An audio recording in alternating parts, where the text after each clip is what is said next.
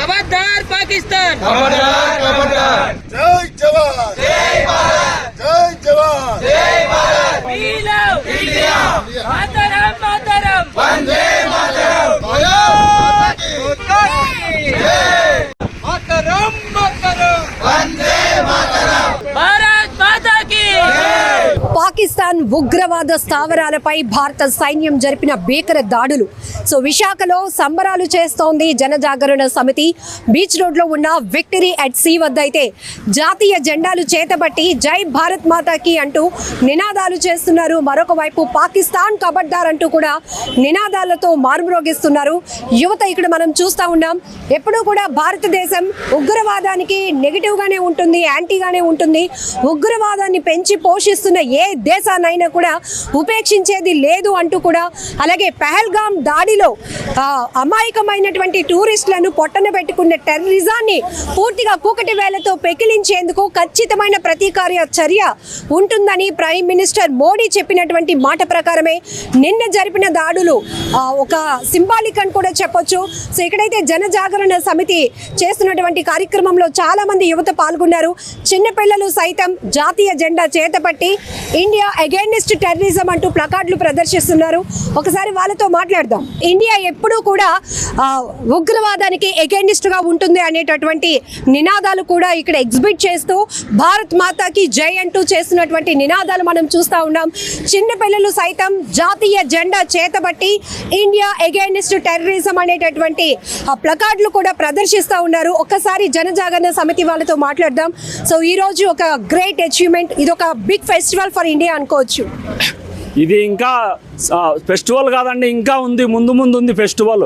ఇది కాదు ఫెస్టివల్ అంటే ప్రపంచ పటంలో పాకిస్తాన్ లేకుండా చేసినప్పుడే ప్రపంచానికి అంతటికి కూడా ఫెస్టివల్ వస్తుంది. పెహల్గాం ఉగ్రవాద దాడి జరిగిన తర్వాత భారతీయులందరూ కోరుకునేది ఒకటే, పాకిస్తాన్లో ఒక్క ఉగ్రవాది కూడా ఉండడానికి లేదు. కాబట్టి భారతీయులందరూ కూడా కులాలకు మతాలకు అతీతంగా కేంద్ర ప్రభుత్వానికి భారత సైన్యానికి మద్దతు తెలపాలి. మన సైన్యం పాకిస్తాన్ ఓడించేంత వరకు ప్రతి ఒక్కరు కూడా ఎవరు కూడా దేశద్రోహిలాగా మాట్లాడవద్దు. కొంతమంది సెక్యులర్ ముసుగులో దేశద్రోహులు ప్రకాష్ రాజ్ ఇలాంటి కుక్కలు ఉన్నాయి, వాళ్ళు కూడా దేశభక్తిని నిరూపించుకోవాల్సినటువంటి సమయం ఆసన్నమైంది.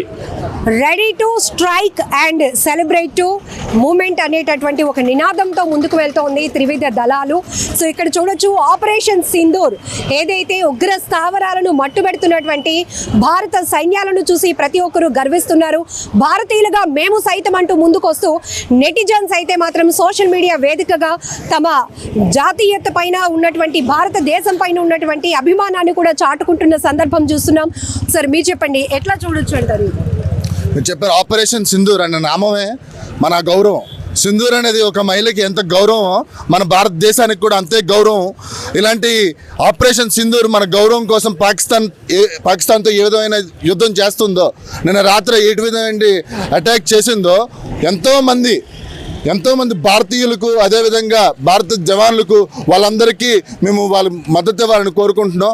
ముఖ్యంగా ఈరోజు పాకిస్తాన్ ఏదైతే మన భారతదేశం మీద ఉగ్రవాద చర్య 28 మంది హిందువులను 28 మంది భారతీయులు ఈరోజు ఏ విధంగా అయితే హతమర్చిందో, వాళ్ళకి అంతే విధంగా భారతదేశం యొక్క ఉగ్ర రూపాన్ని వాళ్ళకి తెలియజేసేటట్టు భారతదేశం చూస్తుంది.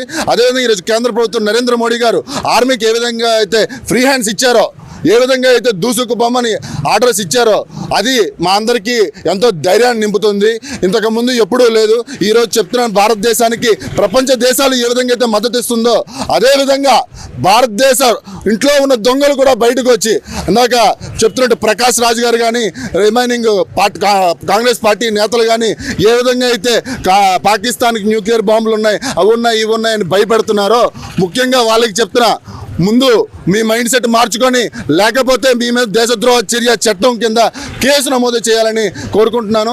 ఈరోజు విశాఖలో ఇంతమంది యువకులు, చిన్న పిల్లలు రోడ్డు మీద వెళ్తున్న పాఠశాలలు కూడా ఈరోజు వచ్చి మాకు మద్దతు ఇవ్వడం, భారతదేశ సైన్యానికి మద్దతు ఇవ్వడం, అదేవిధంగా భారత జవాన్లకి వాళ్ళ కుటుంబాలకి ముఖ్యంగా నమస్కరించుకుంటున్నానండి.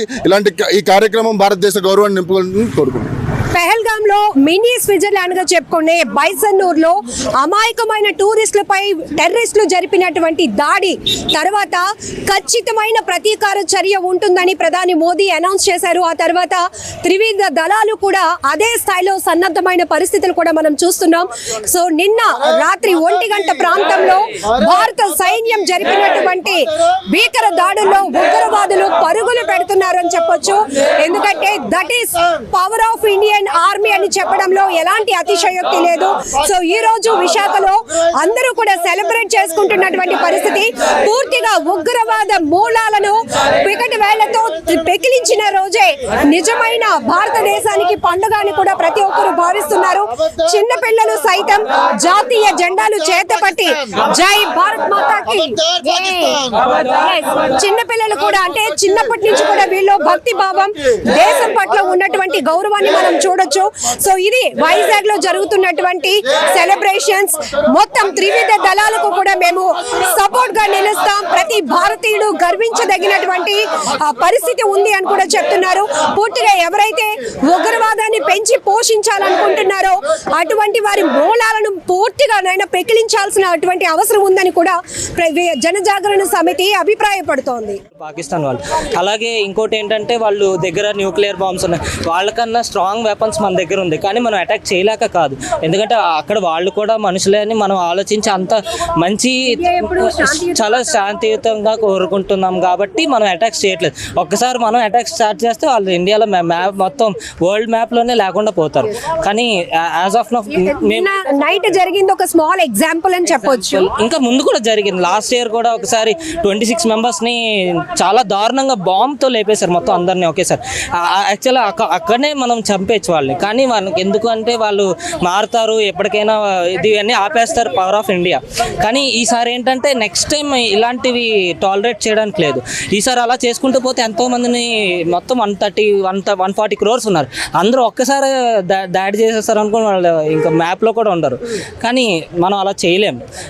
యాజ్ ఆఫ్ ప్రైమ్ మినిస్టర్ గారికి అయితే మేము ఎప్పుడు సపోర్ట్ చేస్తాం. ఆఫ్టర్ అంటే పెహల్గామ్ దాడి తర్వాత ప్రజల్లో కూడా ఒక రకమైన చైతన్యం మనం చూస్తున్నాం. ఎస్ మ్యామ్, ఇంకా అందరూ రావాలి, ఇంకా సపోర్ట్ చేయాలి.